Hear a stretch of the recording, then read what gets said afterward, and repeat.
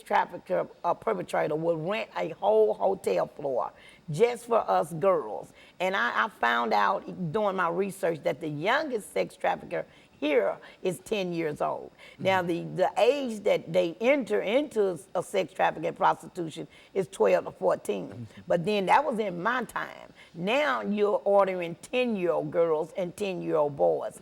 So I was really wanting to be rescued. I really didn't get rescued. People ask me all the time, well, how did you get out of it? Well, I aged out of it because I didn't have anybody in my time and in my community that really even cared about any kids missing. We have a lot of missing kids, and it's not because they ran away from home. It's because they were snatched up, and I'm talking about right today. All the missing kids report that we have that no one is doing anything about. It's because they snatched up. And I just have to say this, Dr. Haney, before I go further.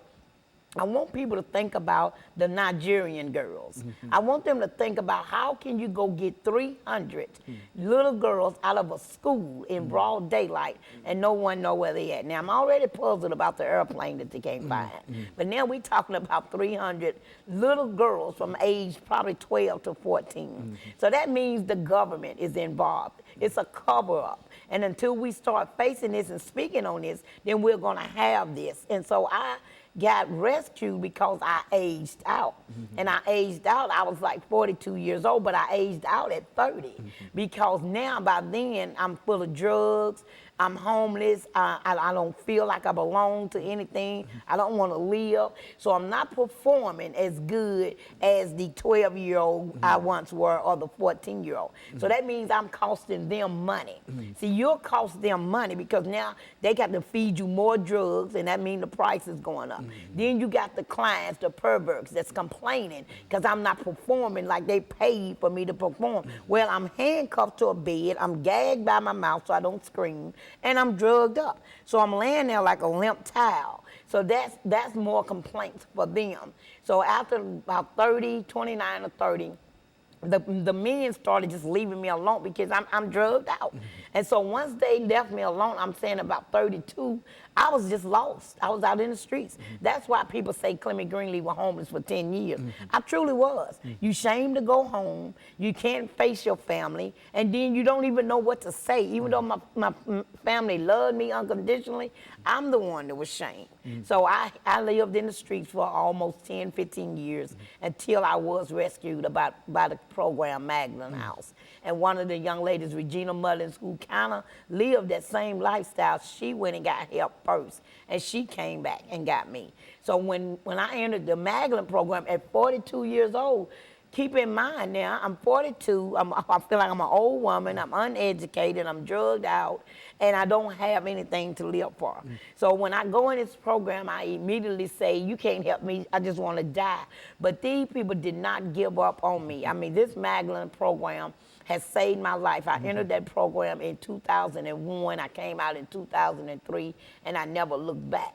And so she has been such an inspiration. She is Reverend Becca Stevens, the founder. She has been such an inspiration to me that she has encouraged me to go further. And so she believed in me so much that she sent me to New Orleans, and that's where I've been for the last 18 months. I went down there to help open up a house like Magdalene to go educate them on sex trafficking and also to go to the streets of New Orleans. If you know the streets of New Orleans, the first place you hit is Bourbon Street because everybody have all these call girls or girls swinging in and out the windows and all the prostitutes standing on the sidewalk. Well, then who have once asked one of those ladies, are you here against your will? Because everybody is not there because they want a new Lexus or they want to pay off a college fee.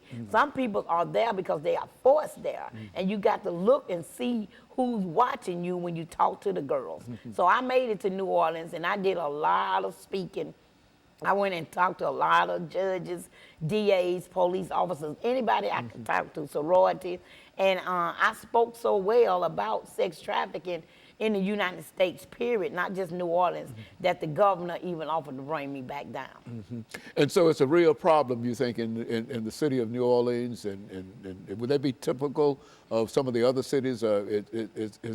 It's not as hidden there, perhaps, as it might be in Tennessee. No, the stats show that number one is Atlanta. They show that proves that. Then you got Texas, because it's running down that I-10 line too. So you got 5 states that's really is major in it, and New Orleans just happened to be one of the states that made their laws a little tougher. So we are trying to get other states to back off of what Governor Jindal just did, because by him changing the law, it made it stiffer. And what I mean by made it stiffer, Dr. Haney, is if we got locked up for any sex crime, crime against nature, just doing any kind of oral sex, anything we get caught doing, we automatically get charged as a sex offender. We automatically get 18 months to 3 years. It's women's in jail now just because they got caught giving oral sex. But the man, he didn't get caught doing anything, so I didn't think that was right. So if you're going to force us out here, and then this man is going to be a pervert enough to pay for me, and I'm 12 and 10 years old, then I feel like then you need to be accounted for too. So my call was to ask them to change the law and make it stiffer on everybody, not just us. You make it stiffer on the men's, and you make it stiffer on the men's who are putting us out there. Well, it appears to me, Ms. Greenlee, doing this as we end this first segment, that this is a real problem in America today. Is that what we're saying? This is a huge problem in America today. And we'll be back with our audience following this very, very short commercial break.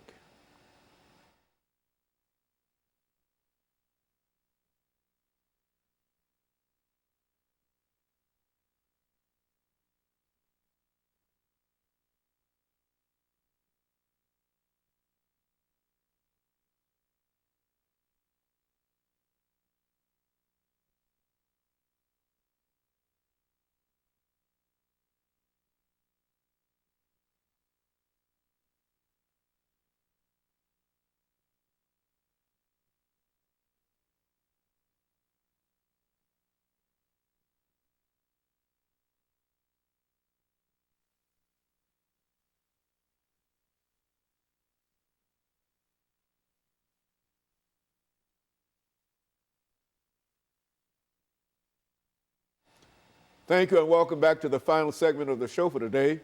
The topic is human trafficking in the state of Tennessee, and Ms. Greenlee has given us some information in reference to what is going on in Tennessee, as well as what might be happening in other states around the nation in reference to human trafficking. Continue our conversation, Ms. Greenlee. Yes, Dr. Haney, I have 3 13-year-old nieces, and I'm scared to death that if I don't stay in their life and in their face it talking about sex trafficking and men's and what they're choosing to do, I'm afraid I will lose them. So we have 2 organizations other than the Magdalene program. We have 2 organizations that's out here trying to reach the sex trafficking youth as we speak. And one is called One Less, and the other one is called End Slavery. Now, it's new to Tennessee, but they